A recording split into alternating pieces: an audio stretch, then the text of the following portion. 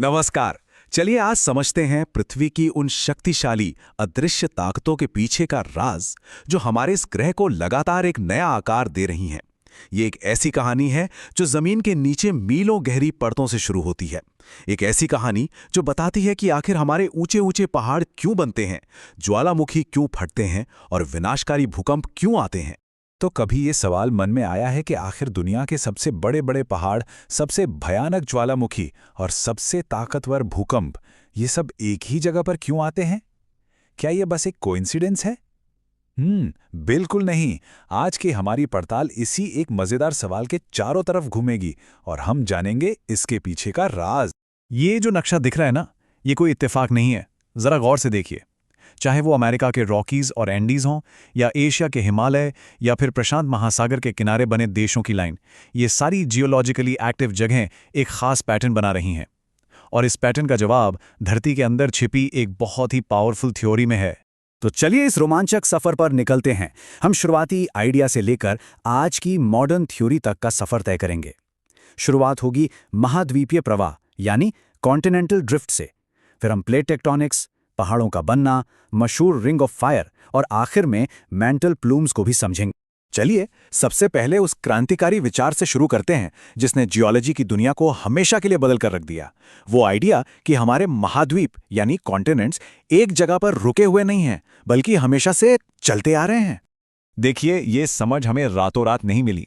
ये दशकों की रिसर्च का नतीजा है। 1912 में एल्फ्रेड वेगनर नाम के एक जर्मन मौसम विज्ञानी ने कॉन्टिनेंटल ड्रिफ्ट की थ्योरी दी। फिर 1930 में आर्थर होम्स ने बताया कि इन्हें चला कौन रहा है, मतलब कन्वेक्शन करंट्स की बात की। 1961 में हैरी हेस ने सी फ्लो स्प्रेडिंग की थ्योरी दी और फिर जाकर 1967 में मैकेंजी, पाकर और मॉर्गन ने इन सबको मिलाकर प्लेट टेक्टोनिक्स की पूरी थ्योरी तैयार की। अब देखिए, वेगनर के पास अपनी बात साबित करने के लिए बड़े मजबूत सबूत थे। पहला तो था जिग्सॉ फिट, मतलब अगर साउथ अमेरिका और अफ्रीका के नक्शे को देखें तो ऐसा लगता है जैसे वो किसी पजल के दो टुकड़े हैं जो एक दूसरे में एकदम फिट हो जाते हैं, मानो कभी एक ही साथ जुड़े रहे हों। इसके अलावा समंदर के दोनों पार एक ही उम्र और एक ही तरह की चट्टानें मिली। मेसोजोरस जैसे जानवरों के जीवाश्म जो तैर भी नहीं सकते थे, वो अलग अलग महाद्वीपों पर मिले। और तो और अफ्रीका, इंडिया और ऑस्ट्रेलिया में एक जैसे बर्फीले जमाव मिले। ये सारे सबूत चिल्ला चिल्ला कर कह रहे थे कि ये सारे महाद्वीप कभी एक ही विशाल जमीन का टुकड़ा थे, जिसे पैंगेया कहते हैं। तो वेगनर के विचारों से आगे बढ़ते हुए अब हम आते हैं उस मॉडर्न और पूरी थियरी पर जो इन सभी सवालों का जवाब है, प्लेट टेक्टोनिक्स। यही वो इंजन है जो हमारे इस डायनामिक ग्रह को चलाता है। तो होता क्या है असल में? धरती की जो बाहरी कठोर परत है, जिसे हम लिथोस्फेयर कहते हैं, इसे धरती की स्किन जैसा समझ लीजिए। ये कई बड़े बड़े टुकड़ों में टूटी हुई है। इन्हीं टुकड़ों को टेक्टोनिक प्लेट्स कहते हैं। यहाँ पैसिफिक, नॉर्थ अमेरिकन और यूरेशियन जैसी बड़ी प्लेट्स दिख रही हैं। और ये प्लेट्स नीचे मौजूद एक सेमी लिक्विड गर्म परत, जिसे एस्थीनोस्फेयर कहते हैं, जो शहद की तरह धीरे धीरे बहती है, उस पर तैर रही हैं और लगातार हिल रही हैं। अब जहाँ ये प्लेटें मिलती हैं ना, जिन्हें प्लेट बाउंड्रीज कहते हैं, सारी की सारी हलचल वही होती है। ये तीन तरह की हो सकती हैं। पहली है कन्वर्जेंट बाउंड्री, जहां प्लेटें एक दूसरे से टकराती हैं। दूसरी है डाइवर्जेंट बाउंड्री, जहां प्लेटें एक दूसरे से दूर जाती हैं। और तीसरी है ट्रांसफॉर्म बाउंड्री, जहां प्लेटें एक दूसरे के अगल बगल से खिसक जाती हैं। धरती की ज्यादातर बड़ी घटनाएं इन्हीं बाउंड्रीज पर होती हैं। ये जो दिख रहा है, ये कन्वर्जेंट बाउंड्री का एक बहुत अच्छा उदाहरण है। जब एक भारी ओशियानिक प्लेट एक हल्की कॉन्टिनेंटल प्लेट से टकराती है तो वो भारी होने की वजह से नीचे धंस जाती है। इस प्रोसेस को कहते हैं सबडक्शन। नीचे जाकर ये प्लेट पिघल जाती है, मैग्मा बनाती है, और ये मैग्मा ऊपर उठकर ज्वालामुखियों की एक लाइन बना देता है। दुनिया के सबसे ताकतवर भूकंप भी हमें यहीं देखने को मिलते हैं। और ये है डाइवर्जेंट बाउंड्री। यहाँ प्लेटें एक दूसरे से दूर जा रही हैं। बीच में जो गैप बनता है, उसमें से मेंटल से मैग्मा ऊपर आता है और ठंडा होकर नई समुद्री जमीन यानी न्यू क्रस्ट बनाता है। अटलांटिक महासागर के बीचों बीच जो मिड अटलांटिक रिज है, वो इसका एक क्लासिक एग्जाम्पल है, जहां लगातार नई जमीन बन रही है। इसी प्रोसेस को सी फ्लोर स्प्रेडिंग कहते हैं। चलिए अब अपने सबसे पहले सवाल के एक बड़े हिस्से का जवाब देते हैं। आखिर दुनिया की सबसे बड़ी बड़ी पर्वत श्रृंखलाएं बनती कैसे हैं? ये यूपीएससी 2014 के एक सवाल से भी जुड़ा हुआ है कि फोल्ड माउंटेन्स महाद्वीपों के किनारों पर ही क्यों मिलते हैं। तो ये फोल्ड माउंटेन्स क्या हैं? जैसा कि नाम से ही पता चल रहा है, ये वो पहाड़ हैं जो धरती की ऊपरी परत यानी क्रस्ट के मुड़ने या फोल्ड होने से बनते हैं। इसको ऐसे समझिए कि जैसे एक टेबल पर बिछे कपड़े को दोनों तरफ से दबाएं तो उसमें सिलवटें पड़ जाती हैं ना, बस ठीक यही तब होता है जब दो टेक्टोनिक प्लेटें आपस में टकराती हैं। अब पहाड़ बनाने वाली ये टक्करें भी दो तरह की होती हैं। पहली है ओशन कॉन्टिनेंट टक्कर। इसमें भारी ओशियानिक प्लेट नीचे धंस जाती है, मतलब सबडक्ट कर जाती है, जिससे एंडीज माउंटेन्स की तरह ज्वालामुखी भी बनते हैं और भूकंप भी आते हैं। दूसरी है कॉन्टिनेंट कॉन्टिनेंट टक्कर। इसमें एक जैसी डेंसिटी वाली दो हल्की प्लेटें टकराकर ऊपर की तरफ मुड़ जाती हैं। यहाँ भूकंप तो आते हैं पर ज्वालामुखी नहीं होते, और इसका सबसे बड़ा उदाहरण है हमारा हिमालय। और ये स्लाइड बहुत ही शानदार तरीके से दिखाती है कि हिमालय कैसे बना। पहले पैनल ए में देखिए, लाखों साल पहले इंडियन प्लेट का ओशनिक हिस्सा यूरेशियन प्लेट के नीचे धंस रहा था और वहां एक ज्वालामुखी की लाइन बन गई थी। लेकिन जब बीच का टेथिस सागर पूरी तरह से बंद हो गया तो पैनल बी में देखिए, इंडिया की कॉन्टिनेंटल जमीन सीधे यूरेशियन कॉन्टिनेंटल जमीन से टकराई।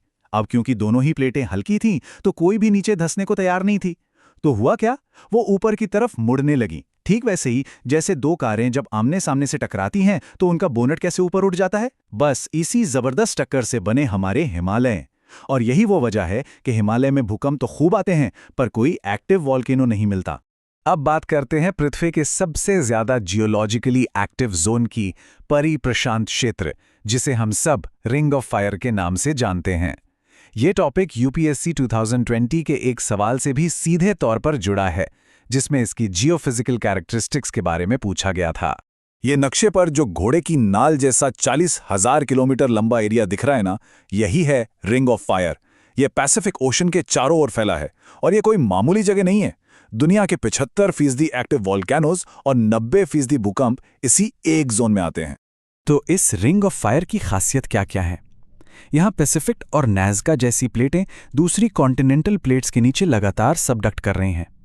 इसी वजह से यहाँ लगातार ताकतवर भूकंप आते हैं। यहाँ माउंट सेंट हेलेन्स और माउंट फूजी जैसे एक्टिव वॉल्केनोज की एक पूरी चेन है।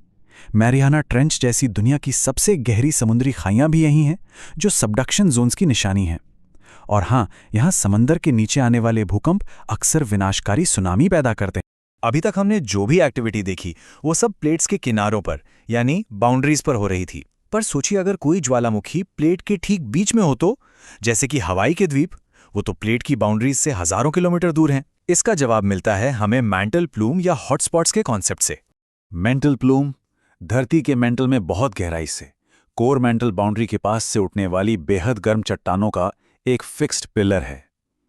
इसे ऐसे समझिए जैसे एक ब्लो टॉर्च एक ही जगह पर जल रही है और एक टेक्टोनिक प्लेट उसके ऊपर से धीरे धीरे खिसक रही है। ये डायग्राम इस प्रोसेस को बहुत अच्छे से समझाता है। देखिए, मेंटल प्लूम ऊपर उठता है और प्लेट को भेदकर सतह पर ज्वालामुखी बना देता है। अब क्योंकि ये प्लूम तो अपनी जगह पर फिक्स्ड है, लेकिन प्लेट एक कन्वेयर बेल्ट की तरह उसके ऊपर से खिसक रही है, तो समय के साथ ज्वालामुखियों की एक पूरी लाइन बन जाती है। हवाई द्वीप बिल्कुल इसी तरह बने हैं, जहां पैसिफिक प्लेट एक फिक्स्ड हॉटस्पॉट के ऊपर से गुजर रही है। इस लाइन का जो सबसे नया द्वीप है वहां आज भी एक्टिव वॉल्केनो है, जबकि पुराने द्वीप शांत हो चुके हैं। तो मेंटल प्लूम्स का रोल बहुत बड़ा है। ये हवाई जैसे वॉल्केनिक हॉटस्पॉट्स बनाते हैं। इनकी जबरदस्त गर्मी महाद्वीपों को कमजोर करके तोड़ भी सकती है, जैसा ईस्ट अफ्रीकन रिफ्ट वैली में हो रहा है। और कभी-कभी तो ये लावा का इतना बड़ा सैलाब पैदा करते हैं कि पूरा का पूरा इलाका ढक जाता है, जैसे भारत का डेक्कन ट्रैप्स, जो करीब 6.5 करोड़ साल पहले रियूनियन हॉटस्पॉट की वजह से बना था। तो कुल मिला के बात यह है कि प्लेट टेक्टोनिक्स की थ्योरी ही जियोलॉजी की वो एक बड़ी कहानी है जो सब कुछ जोड़ती है। ये हमें बताती है कि हमारी धरती की सतह पहले कैसी थी, आज कैसी है और भविष्य में कैसी हो सकती है। पहाड़, भूकंप, ज्वालामुखी, ये सब अलग अलग चीजें नहीं हैं, बल्कि एक ही महान कहानी के अलग अलग चैप्टर हैं, जिसे हमारी धरती लिख रही है। और आखिर में एक सवाल, ये जानकर कि प्लेटें आज भी चल रही हैं और लगातार हमारे ग्रह को बदल रही हैं, क्या लगता है आज से 20 करोड़ साल बाद हमारी पृथ्वी कैसी दिखेगी? शायद सारे महाद्वीप फिर से एक साथ जुड़कर एक नया सुपर कॉन्टिनेंट बना लेंगे, या शायद और भी ज्यादा बिखर जाएंगे? इस पर जरूर सोचिएगा।